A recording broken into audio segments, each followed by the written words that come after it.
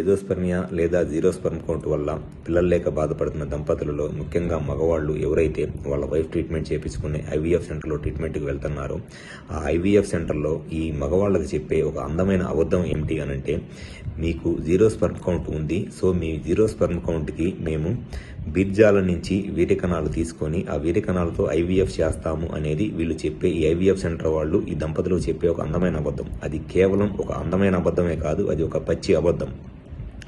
బీర్జాల నుంచి వీర్యకణాలు తీసుకొని ఐవీఎఫ్ చేయాలి అనంటే ముందు మీకు అసలు ఆ జీరో స్పెర్మ్ కౌంట్ ఏ కారణం వల్ల ఉంది, బీర్జాల నుంచి అంటే టెస్టిస్ నుంచి వీర్యకణాలు పుట్టట్లేదా లేకపోతే బయటకు వచ్చే దారిలో బ్లాక్ ఉందా అనేది తెలుసుకోకుండా బీర్జాల నుంచి వీర్యకణాలు తీసుకోలేం. ఎప్పుడైతే టెస్టిస్ నుంచి బయటకు వచ్చే దారిలో బ్లాక్ అంటే అడ్డు ఉందో అటువంటిప్పుడే మనం బీర్జాల నుంచి వీర్యకణాలు తీసుకోగలంలే కానీ డైరెక్ట్గా టెస్టిస్లో పుట్టకపోతే మనం బీర్జాల నుంచి వీర్యకణాలు తీసుకోలేం. సో ఇది తెలుసుకోకుండా వాళ్ళు చెప్పే ఈ అందమైన అబద్ధాలు నమ్మి మోసపోవద్దు.